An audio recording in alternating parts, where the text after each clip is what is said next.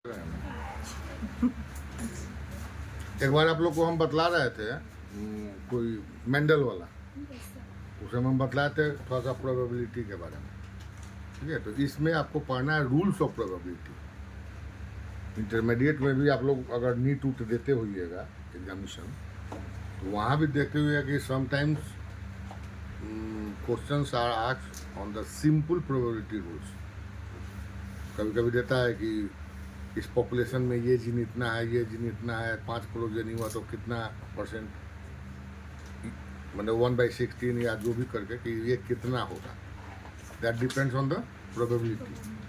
और उस समय भी हम बोले थे प्रोबेबिलिटी का मतलब क्या होता है, उस समय भी हम आप लोग को समझाए थे कि probability means chance of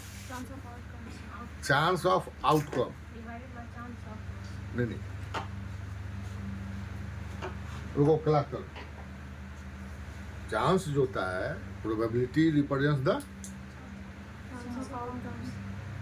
appearance of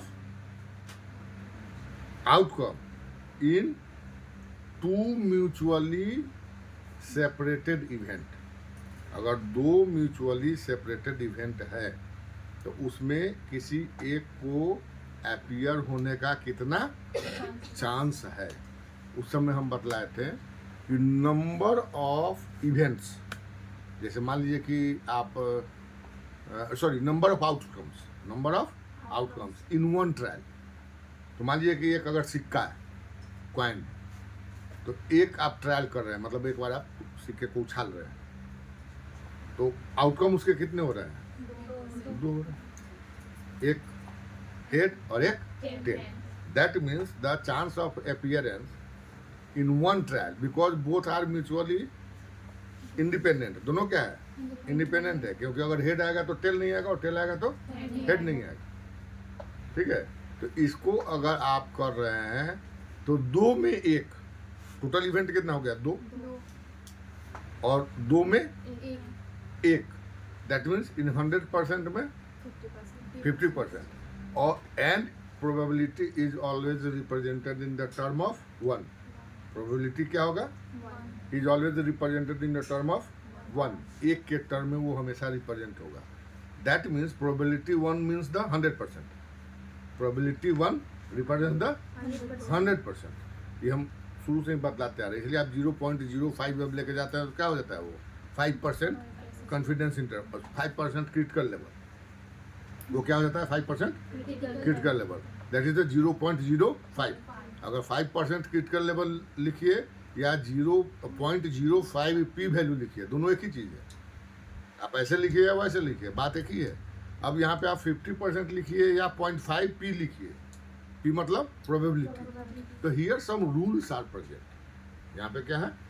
probability के कुछ रूल्स हैं, और वो आपके सिलेबस में है। सिलेबस में देखिएगा तो रूल्स ऑफ प्रोबेबिलिटी आपको पढ़ना है इन द CC6 में। और ये इम्पॉर्टेंट है, बहुत बार आपके it is asked in the questions in the examination.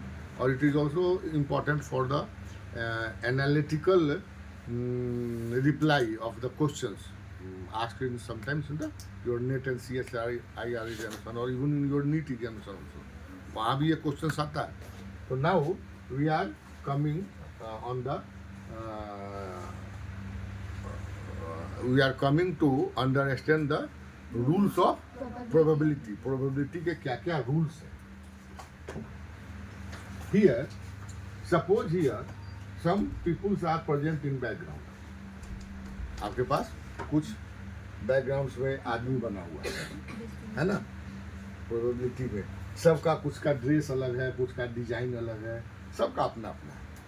ठीक है, and if you observe this picture, then total number of the individuals are 31। Like I was discussed in in your playing cards। Last class में आपको याद होगा हमने playing cards पे बात किया था। वहाँ पे क्या था? कितने प्लेइंग कार्ड्स में कार्ड्स होते हैं? 52 होते हैं। 52 में एक कितना हो गया?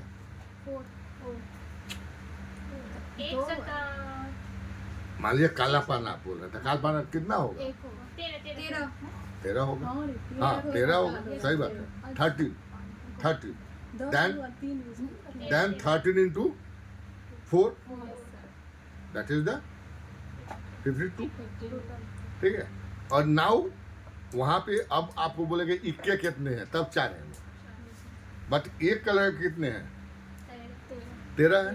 तो so the probability for the proper understanding of probability you go and पूछताछ उसके लिए घर में जाके समझ में आ जाएगा, बहुत अच्छे ढंग से समझ में आ जाएगा। और जस्ट लाइक पहले आप देखते होइएगा कि घर में महिलाएं खास करके ताश खेलती थी, उन लोग का कोई काम नहीं होता था। क्या काम होता था घर में महिलाओं का, क्या काम होता? नहीं वो सब फालतू बात है। ठीक है, सामान्यतः हमने तो देखा है कि मेरी माँ भी बहुत अच्छा ताश खेलती थी, बहुत अच्छा ताश खेलती थी।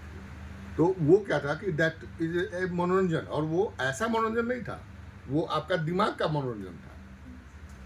और सम टाइम जो पहले खेलते थे, आप लोग देखे होइएगा, महाभारत में नहीं सुने शकुनी, क्या था, वो समझ जाता था कि which number is going to come, कौन नंबर आएगा वो समझ जाता था। तो समझ जाता तो भगवान तो था नहीं, भगवान था वो, ठीक है। उस समय के एक्सप्लेनेशन में भी बोला गया कि उसको मालूम था, वो अपने डाइस को घुमा देता था, जो करता था। But Shakuni had predictive intelligence, उसके पास क्या था, प्रेडिक्टिव इंटेलिजेंस था, किसके लिए, डाइस के लिए। तो that depends on the probability, वो किस पे डिपेंड कर रहा है, उसको याद है कि समझ रहा है कि 3 बार ऐसे हिला रहा है, फेंक रहा है, तो क्या आएगा। तो लाइकली अब जब आप कार्ड्स के बारे में देखिएगा तो वहां भी डिफरेंट वेरिएशंस है। तो यहाँ पे हम कार्ड्स पे नहीं बात कर रहे हैं, हम यहाँ पे किस पे बात कर रहे हैं, ड्रेस पे। पीपुल्स है ये अलग अलग ड्रेस के हैं। अब मान लीजिए कि वहाँ पे कोई आपसे पूछता कि अगर 52 पत्ता रखा हुआ है, एंड इफ हम आपको बोले कि एक पत्ता उठाइए उसमें से, और तब हम आपसे पूछें कि what is the probability for the इक्का, क्या बताइएगा, 4/52, दैट इज द 4/52, क्योंकि वहाँ पे इवेंट कितना है, 4, और टोटल कितना है आपके पास, 52। तो हर एक 52 में 4 बार आने की उसकी संभावना है, ठीक है कि नहीं, ठीक है। अब आपसे पूछा जाए कि लाल पान आने की कितनी संभावना है, आप एक पत्ती खींच रहे हैं, लाल पान आने की कितनी संभावना है, हाँ 13/52। दैट रिप्रेजेंट द सिंपल, क्योंकि यहाँ पे सब म्यूचुअली क्या है, अलग अलग है, म्यूचुअली अलग अलग है। अब हम आपको बोल रहे हैं कि एक ताश यहाँ रखे हुए हैं, 2 डाइस माने 2 डेक है, ठीक है, और हम बोल रहे हैं कि दोनों को आप एक साथ खींचिए, और तब बतलाइए कि दोनों इक्का आने की संभावना कितनी है।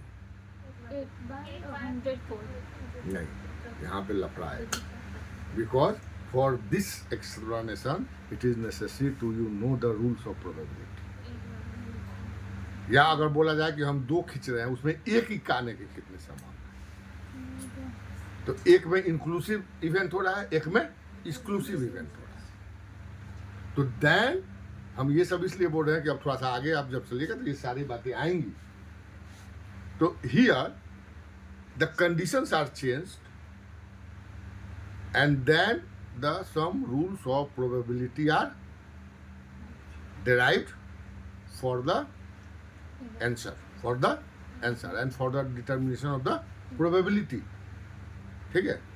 and that probability is important part for the analytical writing। कोई एक्सपेरिमेंट को अगर आप एनालिटिकल स्टडी कर रहे हैं तो वो चीज़ क्या है, इम्पोर्टेंट। ये बात समझ में आ गया, यानी इवेंट, ध्यान किस पे देना है, इवेंट पे, एक्सक्लूसिव है या इंक्लूसिव है, पहली बात। दूसरी बात, आउटकम नंबर कितना है और टोटल ट्रायल कितना है।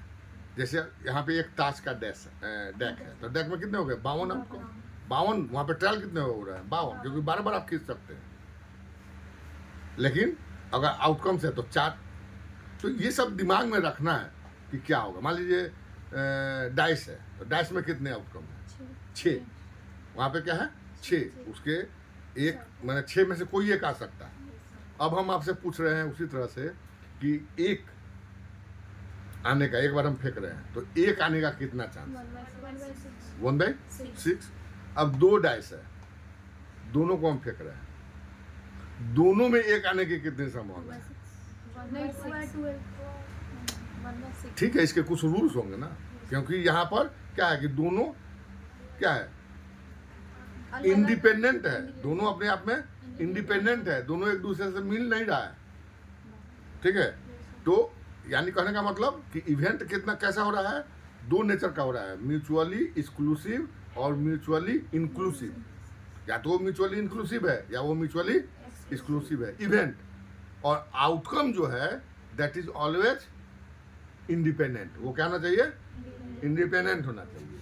अब चलिए, अब ये if we observe here and count, then here the total number of the individuals are is 31। Total number कितने हैं? 31। इन विच रेड शर्ट्स कितने के पास है? 8 के पास है। गर्ल्स 12 है, ब्लू शर्ट्स 5 है और बॉयज 19 है। These are a population. We have the population. ठीक है? And here, if we try the probability A, any event, if you want to select a person, select an individual, then what is the chance that the person wear red shirt? 8/31. ठीक है? What is the probability value for the girls?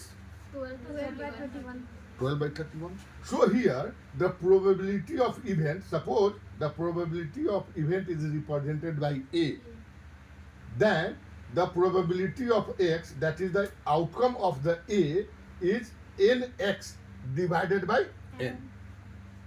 Clear? Nx divided by n. Here the nx is 8 and total n is 31. If we want this one, then blue shirt, that is total number 5. N is the individual is also 5 and this one is the total. That means this represents the outcome. This represents the outcome and this is represent the total trial. Total trial. Here the total trial is the 31. अगर एक एक को हम खींचते जाए तो हम कितना बार खींच सकते हैं? 31 तक। ठीक है? So where the nx represent total number of events observed. कितना जो इवेंट है वो कितना हमको ऑब्जर्व हो रहा है। ठीक है? और n represent the mutually exclusive. यहाँ पे देख लीजिए लिखा हुआ क्या है? Mutually exclusive. कहने का मतलब ये है कि हम अगर रेड शर्ट को निकाल रहे हैं तो उसका इफेक्ट और किसी पे नहीं पड़ा क्योंकि वो इंडिपेंडेंट है। ऐसा नहीं कि हम अगर लाल को निकाले तो ब्लू को भी पकड़ते लेके चला आया तो फिर मामला अलग हो जाएगा। ठीक है? जैसे इसको बुलाया, इस साथ में लेके इसको चलिए तो प्रोबेबिलिटी क्या हो जाएगा? चेंज करेगा क्योंकि the event is affected by another factor. तो हियर यहाँ पे क्या लिखा हुआ है कि mutually exclusive and equally likely. That means the PA is equal to the PB। PA is equal to the PB। ठीक है? Then PB is equal to the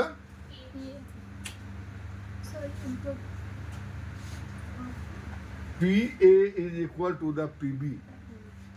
And if I want to know the PB, value of the PB, probability of it. समझ लो। So total trial.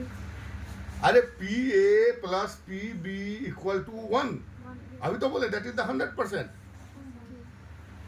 PB probability of event A if the events are mutually exclusive and equally likely, and here if the probability of A मतलब event A is equal to the event B, appearance of the probability of the event B is equal.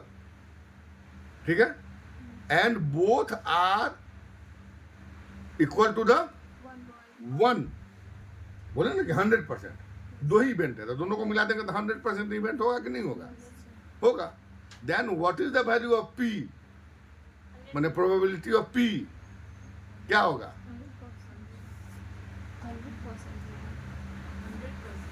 1 होगा।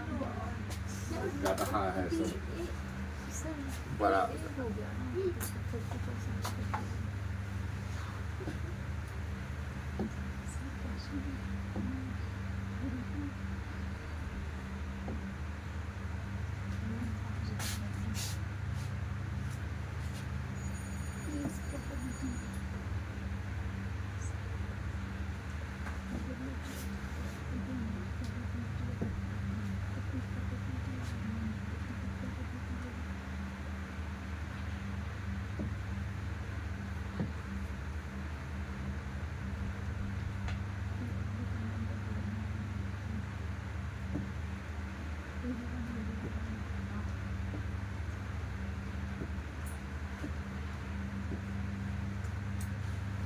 हम बोल रहे हैं P A, that is probability of A, probability of A is equal to P B, probability of B, that is the 1, and now the PA plus PB equal to 100%.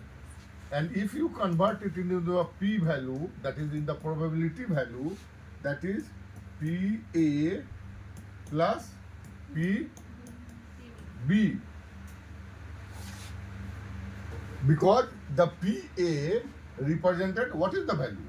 The PA represented the A trial NA by N. Okay? And if you can multiply it by the 100, it represents the percentage value. And if we consider this one the B and divided by N, the same constant value, that is the 100%. That means the percentage of A plus percentage of B is equal to 1 कैसे? 100%, ना percentage ना लिख रहे हैं. And if you convert the same in the term of probability, this one PA plus PB is equal to 1. That is the probability. Now I am asking that what is the value of P if we observe PA? We observe the PA. Then what is the value of the P if the both events are mutually exclusive and independent? That means One this minus 1 minus PA. PA. ये तो पूछ रहे हैं, ठीक है? This is the second rule अभी आ रहा है. दिस वन द सेव नहीं रह सकता है, हटा.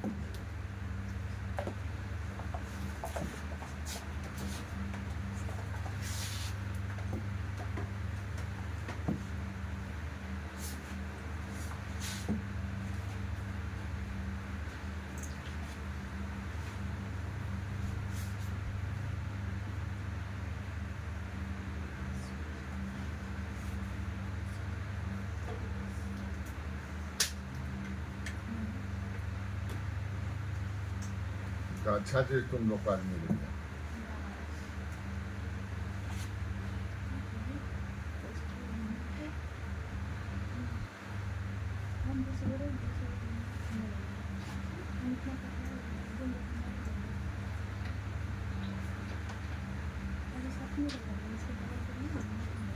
क्लियर हुआ? Now see here. That means rule 1, first probability का रूल यहाँ पे क्या आ रहा है? किस कंडीशन में? If the independent outcome and mutually exclusive. First क्या बोल रहा है कि पॉसिबल वैल्यू, इसकी पॉसिबल वैल्यू क्या होगी? ए का. हम किस पे अभी लेके चल रहे हैं? ए पे. because we are considered that the event A, we determine the event A, probability of event A. That means if the A probability of A plus probability of B is equal to 1, then what is the chance of the probability of A? 1 minus Probability of A is never less than the 0 and never more than the 1. होगा कभी? नहीं हो. 0 से कभी कम नहीं हो सकता है 1 से ज़्यादा और 1 से कभी ज्यादा नहीं हो सकता है. देखिए यही चीज आपको लिखा लिखा हुआ है. Probability of A is always more than or equal to 0 or less than or equal to 1. It is the first rule of the probability. ये क्या हो गया? It is the first rule of probability. Because in your syllabus clearly mentioned that the rules of probability. आपको पढ़ना क्या है? Rules of probability. So it is the first rule of probability. So here the probability is not less than the 0 and not more than the 1.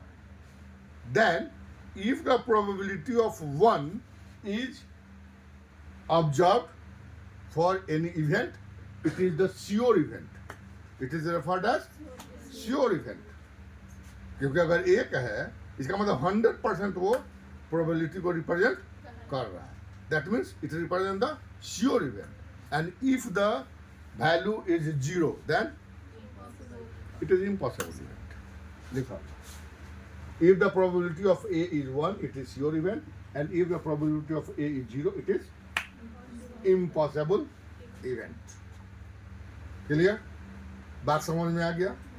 Second, complementary events जो अभी हम आपने बतलाया है. इफ द टू आउटकम्स, ठीक है, ए and B, हमने ए और बी के टर्म में बतलाया. But here the it is mentioned as the X and X bar. X and X bar. X is represented as the outcome, माने success, and X bar represent the failure. माने अगर हमको दिखलाई दे दिया जिसको हम देखना चाह रहे हैं तो वो सक्सेस हो गया. जो नहीं दिखलाई दे रहा है, मानिए हम हेड चाह रहे हैं, अब वो हेड आते चला गया तो सक्सेस है. टेल आ गया तो क्या हो गया? Failure. Then the X represented the probability and X bar represented the failure. So X bar is equal to 1 minus X. That is the complementary events. These are referred as the complementary events. जैसे head और tell का हम बात कर रहे हैं, तो अगर हेड और टेल को हम आपस में बोले तो इसको क्या बोला जाएगा? Complementary event. एक ही सिक्के का, दो सिक्का होगा तब नहीं होगा कॉम्प्लीमेंट्री. एक ही सिक्के का, तब उसको क्या बोला जाएगा?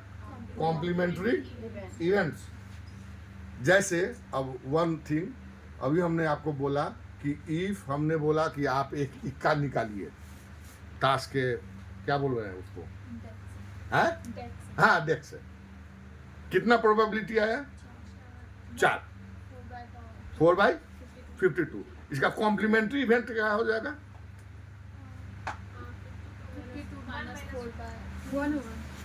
1 minus 4/52. अब क्लियर हो गया? It is the complementary. तो जो आउटकम आ रहा है और जो नहीं आ रहा है वो एक दूसरे में क्या है? वो कॉम्प्लीमेंट्री. बस यही देखना कि वो दो जगह, ये नहीं कि दो डेक यूज कर लीजिएगा या दो सिक्का सेम, ये एनालाइज करना. That is the second rule. That is the second rule of probability. Now the rule third, and rule third is referred as composite events.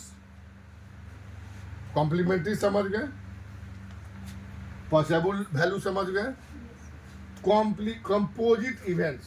Composite events का मतलब दो, अभी हम बोले ना दो सिक्का या दो, हाँ, दो डेक है ताश का या दो आपका डाइस है, मतलब दो है अलग अलग, दोनों का इवेंट अलग है. वो अपना एक्सक्लूसिव आउटकम इंडिपेंडेंट आउटकम देगा, ये अपना इंडिपेंडेंट आउटकम। अब दोनों को हम साइमल्टेनियस यूज कर रहे हैं। दोनों को क्या यूज कर रहे हैं? Simultaneous. Then it is the x1, that is the probability of success for first event. It is the probability of failure for first event. It is the probability of success of second event. It is the probability of failure of second. And here, that means this one probability of x1, x2. This one probability of x1, x2 bar, probability of x2, x1 bar, and probability of x2 and x2 bar. That it is the equal to the 1. तब ये क्या हो जाएगा? 1 हो जाएगा, क्योंकि यहाँ पे 4 कंपोनेंट आ रहा है। Now the events occurred if, अब इसको हम क्या देख रहे हैं? एक को, x1 को और x2 को। If you want to determine the x1 and x2, इसको ध्यान से समझिए। तो x1 कहाँ पे है? Probability of success. अच्छा यहीं से देखिए, x1 यहाँ पे है, x1 यहाँ पे है, x1 Sorry, x bar. हाँ? x बार है X सर। bar बना है। अच्छा हाँ, ये तो बात है, तो 2 जगह है। x1 यहाँ पे है और x1 वही से यहाँ पे, ठीक है। तो x1 इक्वल टू यहाँ पर ये दोनों हुआ, ये हुआ और ये हुआ, और x2 ये हुआ और ये हुआ। तो Px1 is represented by x1, x2 plus probability of x1, x2 bar, and the Px2 is represented by Px1, x2 or Px2 or x1 bar. Okay? In this way, the event is referred as composite event. इसको क्या बोला जाएगा? Composite event. And if both are simultaneously occurred, मान लीजिए कि हम x1 और x2 के रूप में लिखे हैं, you may be represented in the form of A and B. Event 1 and event A or event B. That is the A and B. That means we use the A and B simultaneously. इसको कहाँ पे use करना है? Simultaneous, ये नहीं कि एक को एक बार किए, एक को एक बार, वैसे नहीं, साइमल्टेनियसली। इसीलिए यहाँ पे बोला गया है कि ऑकर साइमल्टेनियसली, एक साथ। क्लियर? इसको क्या बोले हम? Simultaneous. इसको बोले क्या? Composite. Composite event. And if in your examination or if in your analytical examination, not I am asking for the MSc, I am asking for your competitive examination. Then if the two events are independently mentioned in your question, then at first you determine, you don't multiply directly x1 to probability of x1 with the probability of x2. You at first determine here what is the probability of A or B or what is the probability of A1 or A2, आपको जो भी consider करना है करें. And then you determine the probability of x1. It determines the probability of x1, and if you क्या बोलेंगे इसको, subtracted from the one value, then it determines the probability of the non-occurrence of the x2. Likely it is also applicable for the x1 or x2, जो भी आपको जहाँ देखना है वहाँ। Sorry, x1 and x bar and x2 and x bar, likely this. So this structure is referred as the composite events. यहाँ पे इसको क्या बोलेंगे हम? Composite events. That is the rule 3. इसको क्या बोला गया? Rule 3. अब यहाँ पे आ जाइए. That is the rule 4. Fourth rule of the probability. And here it is referred to the conditional probability. अब conditional का मतलब, अभी तो बोले दो अलग अलग, अभी हम बोले कि इसको बुलाएंगे तुम साथे साथे चली गई, ये बोले कि नहीं हम आएंगे, वो आएगी तब आएंगे, तब क्या हो गया? कंडीशनल. इसको क्या बोला गया? कंडीशनल. जैसे मान लीजिए कि in your question, if question is asked in the form of related to sex link disease. अगर कोई सेक्स लिंक डिजीज पे क्वेश्चन आ जा रहा है तो वहाँ पे क्या हो जाएगा, कंडीशनल हो जाएगा। ठीक है, अगर कोई एक्स क्रोमोसोम से जुड़ा हुआ कैरेक्टर है जो पास ऑन कर रहा है तो उसकी प्रोबेबिलिटी क्या हो जाएगी, कंडीशनल, क्योंकि वो कहाँ से जुड़ा हुआ है, एक्स क्रोमोसोम से। तो जब तक एक्स नहीं आएगा वो आएगा नहीं। इस ढंग से अगर कुछ है तो हम समझने के लिए बतला रहे हैं, तो क्या हो गया, कंडीशनल। अब यहाँ पे देखिए क्या होता है, conditional probability is characterized by the occurrence of event 2 with occurrence of event 1। मतलब दो जो ऑकरेंस हो रहा है वहां पे क्या था, इंडिपेंडेंट था, एक्स अलग था, x1 अलग था और x2 अलग था। या उसको if you consider in the form of the a and b, then a and b are independent. वहां पे क्या है, वो इंडिपेंडेंट है। ये किस में, इसके पहले वाले में, कंपोजिट में, in the composite event. In the composite event both events are independent, वो इंडिपेंडेंट है। But in the conditional event the events are associated, मतलब the occurrence of events is associated, and here characterized by the occurrence of the event 2 with occurrence of the event 1 and symbolically represented by probability of 2 / probability of 1. That means the probability of 1, ऐसे इसको पढ़ा कैसे जाएगा, probability of 1 depends on the probability of 2, and if it is presented in the form of the AB, then if the probability of A depends on the probability of B, then you should write at first B, then you write A. That means here 1 depends on the B. A और B और 1 और 2 कोई दिक्कत नहीं है, ये आपको समझने के जो समझना है, जो लिखना है C D E F G H जो लिखना है राम आम लिख दीजिए, उसे क्या अंतर पड़ता है, बात तो समझने से। And here the probability of x1 depended on the x2, that means it is not the mutually exclusive, ये mutually independent नहीं है, is presented by p x1 x2 divided by probability of x1 alone. It represents the probability, it represents the probability of conditional probability. Clear? It is the fourth rule of the probability. ये क्या हुआ, fourth rule of the probability. Fifth one, independent probability. यहाँ पे independent, ठीक है, क्या बोला जा रहा है, the two events x1 and x2 are independent when the conditional probability, इसी पे ये ड्राइव है, ठीक है, इसको ध्यान से समझिए, when the conditional probability of event 2 gives a 1 has equal to the probability of event 2. देखिए यहाँ पे थोड़ा सा अब क्या है, जो म्यूचुअली एक्सक्लूसिव है उससे इसमें थोड़ा सा अंतर आ रहा है। म्यूचुअली एक्सक्लूसिव इंडिपेंडेंट का क्या मतलब था कि दोनों को किसी से कोई मतलब नहीं था। यहाँ पे इंडिपेंडेंस का क्या मतलब आ रहा है कि दो है, लेकिन क्या हो रहा है, the two events x1 and x2 are independent. इसको इंडिपेंडेंट हम मानेंगे इस कंपोजिट में ही, सॉरी कंडीशनल में। कब, when the conditional probability of event x2 gives x1।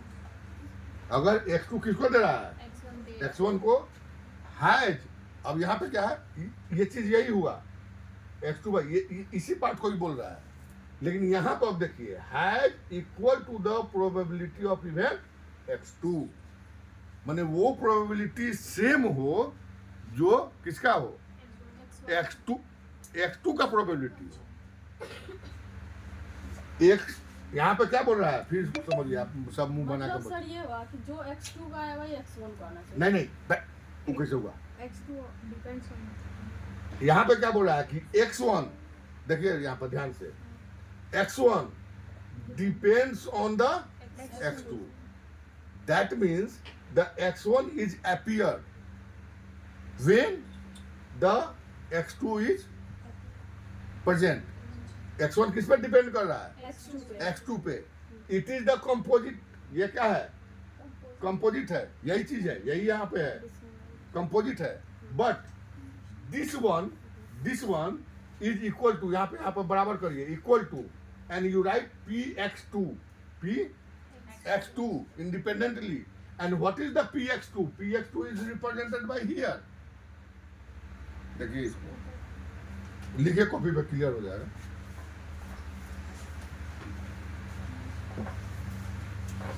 Px2 किसको बोल रहा है?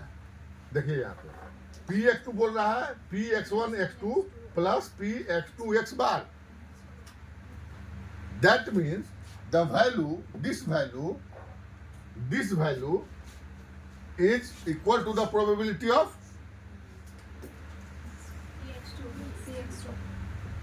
Px2, and Px2 is equal to the Px1 Px1 x2 plus Px2 x bar. that equalize, and then you equalize। अब उस value को जब ये follow करेगा तब इसको हम क्या बोलेंगे? इंडिपेंडेंट। अब बात इसमें समझ में आया कि नहीं आया? इसमें जब question you go and solve धीरे धीरे, अभी तो इसको परीक्षा के लिए तैयारी करिए, इसमें जब क्वेश्चन वगैरह बनाएगा तो ज़्यादा क्लियर होने लगता है। क्लियर हुआ? चलिए, उसके बाद क्या है? Multiplication theorem. यहाँ पे शायद हम लिखे हुए हैं, हाँ वही चीज यहाँ पे हम लिखे हुए, ओवरलैप कर गया। But here the next rule is the rule of 6, 7. हाँ मल्टीप्लिकेशन थ्योरम। इसको हम क्या बोल रहे हैं? Multiplication theorem. ये क्या बोल रहा है कि the multiplication theory resembles with conditional probability. ये कहाँ पे है? ये भी कंडीशनल प्रोबेबिलिटी से ही डिराइव हो रहा है। तो इसमें एक बहुत इंपॉर्टेंट होता है, बेयर्स रूल है कि नहीं?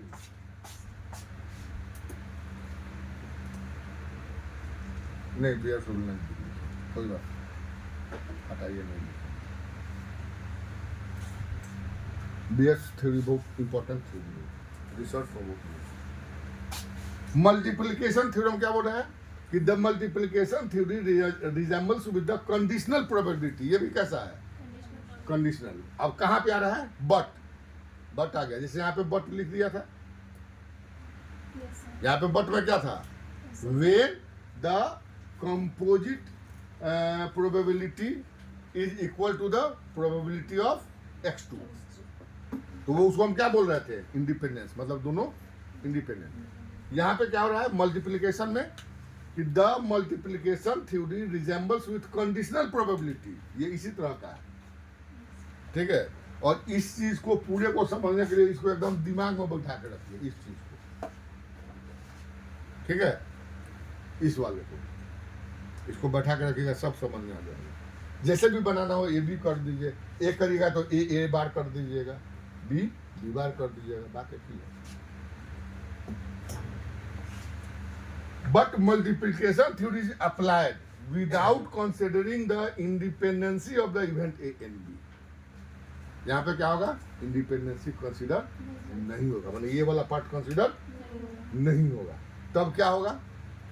देखिए, इसको जैसे आप लिख रहे थे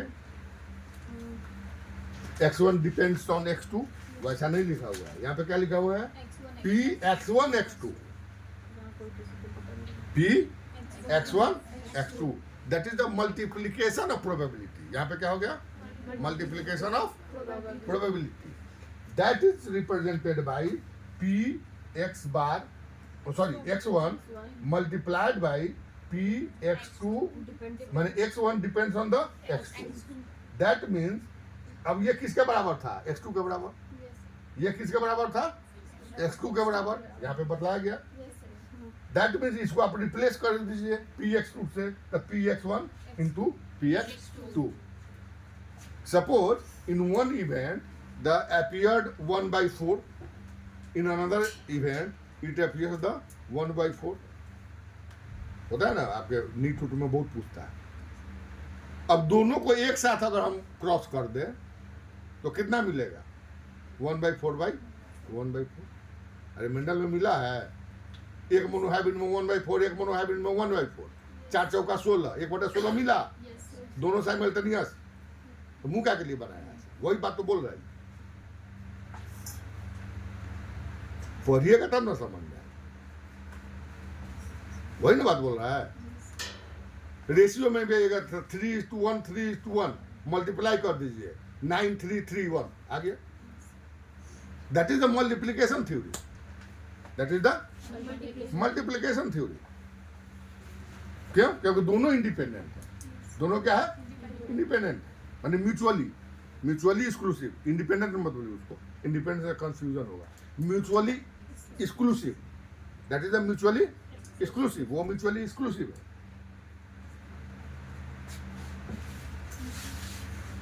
next rule, that is the composite event. यहाँ पे जोड़ना है, गुना हो ना गया, अब जोड़ दीजिए, ये जोड़ वाला है। ए और बी, x1 x2 रखिए, ए बी रखिए, कोई अंतर नहीं पड़ता।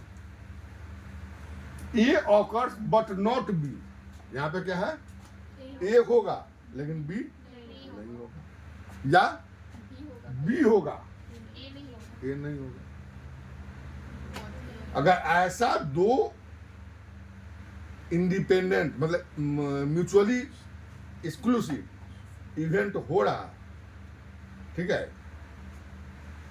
अच्छा, यहाँ पे एक्सक्लूसिव था कि इंक्लूसिव था ये वाला? हाँ? हाँ, ये इंक्लूसिव है। यहाँ ये इंक्लूसिव है क्योंकि एक हो रहा है तो दूसरा भी हो रहा है, तो इंक्लूसिव है ये। ठीक।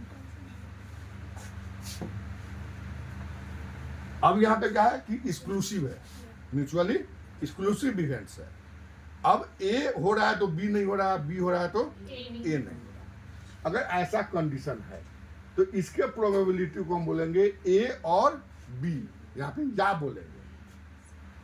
मल्टीप्लिकेशन में क्या बोलेंगे? A and B, yes, A and B. और यहाँ पे बोलेंगे ए और बी। ये सब माइनर वेरिएशन है, सबको याद रखिए। यहाँ पे बोलेंगे ए और बी, वहां पे बोलेंगे ए एंड बी। तो ए और बी मतलब प्रोबेबिलिटी ऑफ ए और प्रोबेबिलिटी ऑफ बी, वहां पे बोलेंगे probability of A and probability of B. Multiplication में is referred as addition theory. इसको हम क्या बोले ना, अभी जोड़ने वाला मामला आ गया। इसको हम क्या बोलेंगे? Addition theory. And expressed in term of probability A और बी। अब यहाँ पे क्या बोल रहा है कि ए होगा तो बी नहीं होगा, बी होगा तो ए नहीं होगा। ठीक है, यानी ए बी के प्रोबेबिलिटी को उससे हटा दीजिए, ए बी के प्रोबेबिलिटी को उससे हटा दीजिए, तब क्या हो जाएगा? A plus probability of A plus probability of B minus probability of A. और ये तीनों मिलके क्या हो जाएगा?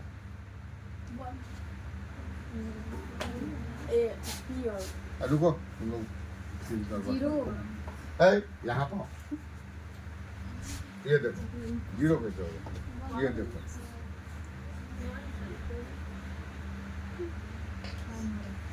ये मिलके एक हो रहा है, वहां भी तो एक होगा। ऑलवेज जो वैल्यू है उसको कितना होना है? 1। हमेशा ध्यान रखिएगा, प्रोबेबिलिटी का जो भी होगा तो 1। मतलब टोटल इवेंट्स होना नहीं होना, 5 बार होना, 4 बार होना, सब लेके आपको क्या करना है? हाँ, वो 100%। वो क्या होगा? वो 100% है, सीधी सी बात। ठीक है, आप 5 बार सिक्का उछाले, 3 बार आपको हेड आ गया। 5 बार सिक्का उछाले, 3 बार हेड आ गया और 2 बार टेल आ गया। आपको बोला गया कि इसका प्रोबेबिलिटी क्या है, क्या होगा?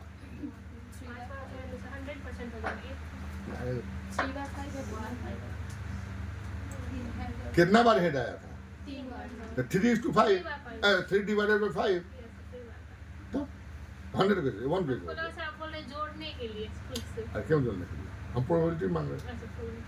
3 डिवाइडेड बाई 5, और जो 3 डिवाइडेड बाई 5 वो क्या, किसका वैल्यू हो गया? ए का, तो उसको 1 से घटा दीजिए तो वो हो गया बी का। तो वहां एक इवेंट है। अब 2 सिक्का, अब जाके घर में सोचिएगा, सब समझ में आ जाएगा। दो सिक्का है, एक को मान लीजिए ए, एक को मान लीजिए बी, या एक को मान लीजिए x1, एक को मान लीजिए x2, और घर में कूदा कूदा के उसको देखिए 10 बार, एक को 10 बार कूदाइए, दूसरे को 10 बार कूदाइए, फिर ऐसा टेबल बना लीजिए, इसी पे ऐसा टेबल बनाइए। सपोज यहाँ पे 5 बार 10 में से ये 6 हेड दिया, 4 टेल दिया, ये 10 में 4 टेल दिया, 6 हेड दिया, या 5 हेड दिया, 5 टेल दिया। ठीक है, ठीक है। मान लीजिए टेल नहीं दिया, हटाइए टेल, हेडे का मानिए कि 5 बार हेड दिया, 6 बार हेड दिया, तो इसका 10 बार इवेंट है। ठीक है, तो इसका हो गया 0.5, इसका हो गया 0.6, ये क्या हो गया 0.5, यहाँ पे क्या हो गया 0.4, ये वैल्यू आपको मिल गया। अब यहाँ पे फीड करते हुए सबको बनाइए, सब समझ में आ जाएगा। जाके घर में मेहनत करिए, सब समझ में आएगा, नहीं आने का सवाल नहीं है। एक बार बना के देखिए, उसको सब समझ में आने लगेगा तुरंत कि कौन एक्सक्लूसिव है, कौन वहाँ पे अब आपको ध्यान देना है कि एक्सक्लूसिव में एक्सक्लूसिव को रखिए, इंक्लूसिव में इंक्लूसिव को रखिए, बनाइए, टोटल कैलकुलेट होगा। Clear?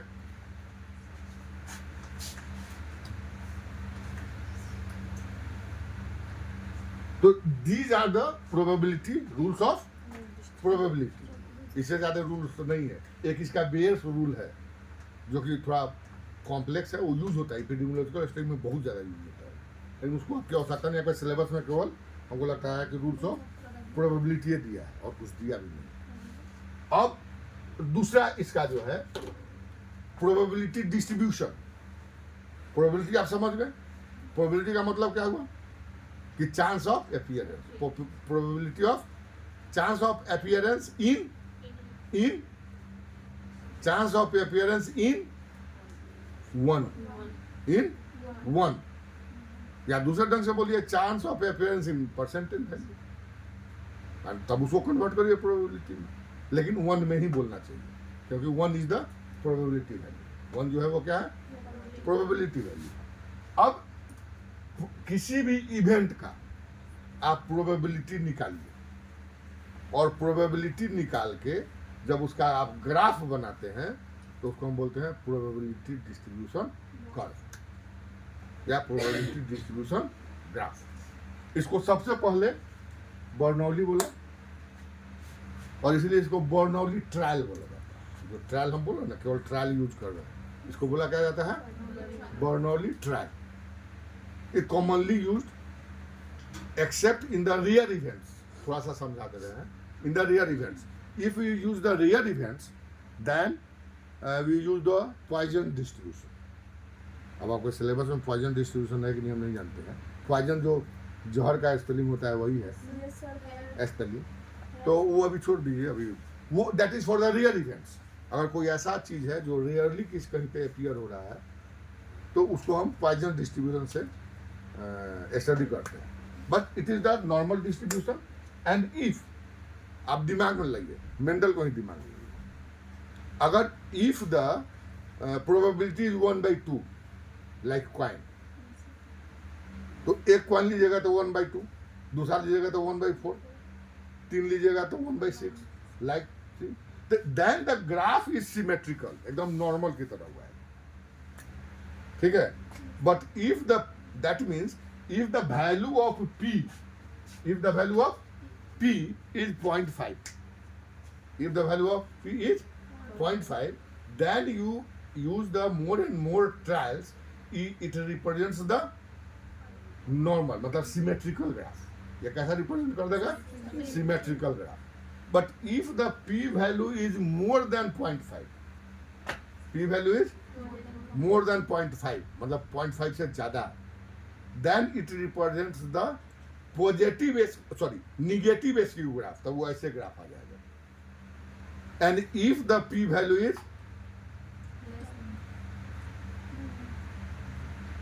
less than 0.5, less than, then it represents the negative skew graph। तब ऐसे आ जाएगा, ठीक है। नहीं समझ में आया, देखो मुंह बना के बैठा है। अच्छा, उसको हम ग्राफ को बाद में समझा देते हैं, थोड़ा सा इसको समझ लीजिए, फिर हम उसको समझा, थोड़ा किताब पढ़ लीजिएगा, वो समझ में आ जाएगा। अब यहाँ पे दो इवेंट है, एक तो प्रोबेबिलिटी है, एक नंबर है। एक क्या है? नंबर। मान लीजिए कि 10 इवेंट है, तो कोई तो जरूरी नहीं है कि एक बार आप हेड करिएगा तो 100 का हेड ही आ जाएगा। किसी का हेड आ सकता है, किसी का टेल आ सकता है। तो दो कंपोनेंट यहाँ पे आ रहा है। एक कंपोनेंट आ रहा है प्रोबेबिलिटी, दूसरा कंपोनेंट आ रहा है कंप्यूटेशन। परम्यूटेशन एंड कॉम्बिनेशन पढ़े हैं? अरे अलजेब्रा में पढ़े हैं, पढ़े हैं ना, इतना याद है ना, Yes, sir. उतने याद रखिए, उससे ज्यादा का हमको काम नहीं है। तो that permutation and combination provides the numerical variation. Numerical variation माने स्टेजेस वो बतला देगा, क्योंकि उसके डिफरेंट कॉम्बिनेशंस तब बनने लगेंगे, and that combination is determined by the permutation and combination. ठीक है। सो द फॉर्मूला, अब दो कंपोनेंट यहाँ पे हो गया, कौन कौन सा? एक permutation and combination of the trials, second first, और दूसरा probability, value of probability of event, and both are necessary for the drawing of binomial distribution graph, binomial distribution graph और binomial probability distribution graph।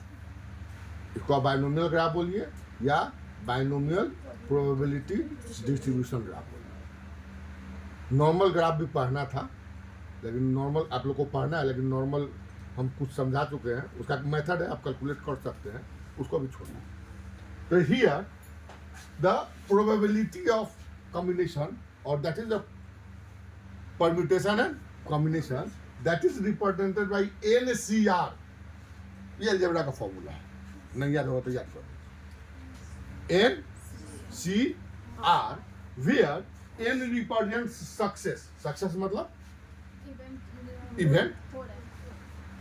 अगर 5 बार आप कर रहे हैं, मान लीजिए 5 कंपोनेंट है, तो एक बार हो सकता है, 2 बार हो सकता है, 3 बार हो सकता है, 4 बार हो सकता है और 5 बार होता है। यही ना होगा, या और कुछ होगा? नहीं होगा। R represent the number of observations, माने कितना ऑब्जर्वेशंस आपको आ रहा है।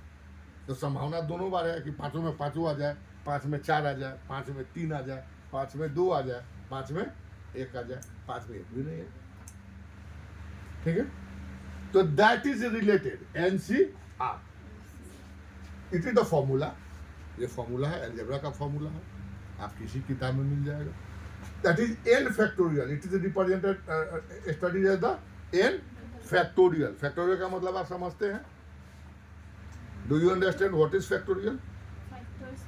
नहीं, फैक्टोरियल आपको अभी we are just saying that मुड़कट्टा, सीधा सा बतला दे रहे हैं। Factorial means you multiply the value from 1 to up to the value. Suppose the 5 factorial, that means 1 into 2 into 3 into 4 into 5, that is the 5 factorial. If the 4 factorial, that is 1 is to 2 is to 3 is to 4, because 1 has the no multiplication value, so you should write 2 is to 3 is to 4, or you should write 2 is to 3 is to 4 is to 5. That is the factorial. That is the factorial. That is the multiplication value from 1 up to the n. From 1 up to the n. That is the factorial. That means n factorial, r factorial multiplied by n minus r factorial. It determines the possibility of combinations. It determines the possibility of combinations. And second, this one, exponents represents chance of success and failure. That is the exponents value, उसकी multiplication value. ठीक है। तो if the probability is represented as 0.5, that means the failure value is also 0.5. That is the p value is 0.5 and q value is 0.5. If the p value is 0.4, then q value is 0.6. If the p value is 0.6, the p value is q value is 0.4. That means the p represents the success and Q represent the failure. Then the probability is if you combine both this formula, that P is equal to probability of the binomial distribution is equal to n factorial divided by r factorial n minus r factorial like this, multiplied by P r Q n minus r. In this way, if you observe any trial in your research or in anything, you will easily draw the binomial distribution graph. Clear? कोई दिक्कत नहीं कि है, ये बात समझ में आ गई? एंड इफ एक चीज और यहाँ पे, if you do the same experiment in repetition, जैसे सेम काम आप यहाँ किए, सेम काम आप उदा किशनगंज में किए, सेम काम आप मुरलीगंज में किए, सेम मैंने 5 जगह 6 जगह कर दिए सपोज, या अगर if you someone work on the particularly on the agriculture field, तो 5 फील्ड में आप कर दिए, तो now the it is multiplied by the value of n, that is the n trial, मैंने n साइड पे आप कर रहे हैं, that is the n. Clear? In this way you can easily draw the binomial binomial distribution graph. Binomial distribution. Clear? थोड़ा सा अभी भारी लगा होगा ये आप लोग को, लेकिन आप लोग जाइएगा, रात में बैठिएगा, प्रेम से पढ़ लीजिएगा, या मेरी किताब है ना, उसका मोबाइल पे खींच लीजिएगा पेज, प्रोबेबिलिटी डिस्ट्रीब्यूशन, जाके पढ़िएगा उस किताब से, केवल प्रोबेबिलिटी का ही, सब नहीं करिएगा, 2-4-5 पेज है उसमें लिखा हुआ है, इस पे इसी फॉर्म में लिखा हुआ है, जिस फॉर्म में हमने आपको समझाया है, उसको आप इलस्ट्रेशन भी है, उसको देख के आप नोट्स बना लीजिएगा. ठीक है, कोई दिक्कत नहीं आपको, इसमें कोई दिक्कत नहीं ना, दैट इज द कमेंट.